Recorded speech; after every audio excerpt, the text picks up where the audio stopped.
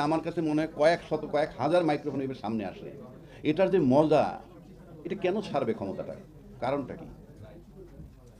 বাংলাদেশে আমি দেখছি যাদের চামড়া লুজ হয়ে যায়, চুল সাদা হয়ে যায়, তাদের মতো ব্যক্তি যখন ক্ষমতায় যায় তখন চুলগুলো কালো হয়, চামড়াগুলো টাইট হয়ে যায়। আর ক্ষমতা থেকে বের হলে ৩ দিনের মধ্যে তার চেহারায় ধস নামে। স্বৈরাচার সরকার যিনি পলাতক হয়েছে, আমি আশা করি যদি আপনার সুযোগ হয়, সে যদি বাই রোডে প্রতিবেশী দেশ থেকে ঢাকায় ঢোকে, আমার কাছে মনে হয় না তাকে কেউ চিনবে এবং সে আরামে ঢুকতে পারবে। অর্থাৎ তার চেহারা হয়তো এরকম হয়েছে বা হওয়ার কথা। এই কথাটা বললাম যে মানুষ স্বৈরাচার হতে চায় কেন। সম্ভবত নিউজিল্যান্ডের প্রাইম মিনিস্টার 2 বার ক্ষমতায় ছিলেন, তারপর উনি ক্ষমতা ছেড়ে চলে গেছেন যে আমি চালাইতে পারবো না, it's a very big responsibility. এবং তারপরে সেটা ছেড়ে সে প্রফেসর হয়ে কলেজে অধ্যাপনা করছেন।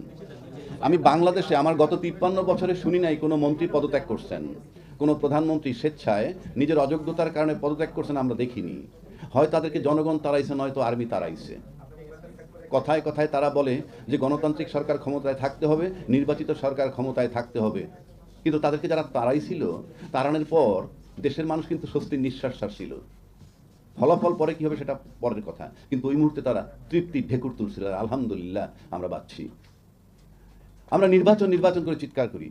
একটু আগে আলাউদ্দিন কামরুল ভাই একটা প্রশ্ন তুলছেন যে সংবিধানে মৌলিক অধিকারের মানে বলতে যা বোঝায় তার ভিতরে নির্বাচনটা আছে কিনা। আমি ওনাকে আশ্বস্ত করছি যে মৌলিক অধিকারের ভিতরে নির্বাচনের কথা বলা নেই।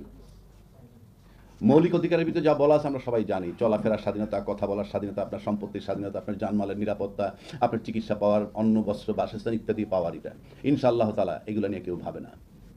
যে দল ক্ষমতা যায় সেই দলের লোকগুলো সচ্ছল থাকে, তাও জনগণকে চুষে। যার লায়ন পার্ট উপর দিকে যায়, উপর দিকে গেলে তারা যখন ব্যাংকে রাখে, সেখান থেকে আবার আবুল বারাকাত, এসালামের মতো লোকেরা হাজার হাজার কোটি টাকা নিয়ে প্রাড়ো জিপ চালায়, কিছু রাজনীতি ব্যক্তিকেও কিনে ফেলে।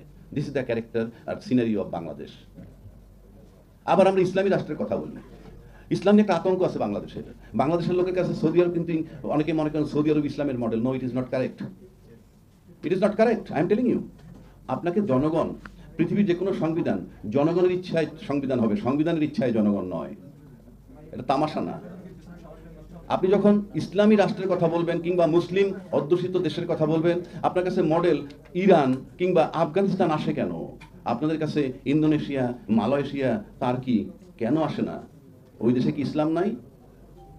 বিখ্যাত দার্শনিক ফ্রান্স থেকে গেল, কি বলে, হ্যাঁ, ইয়েতে তার্কি থেকে ফ্রান্স গেল।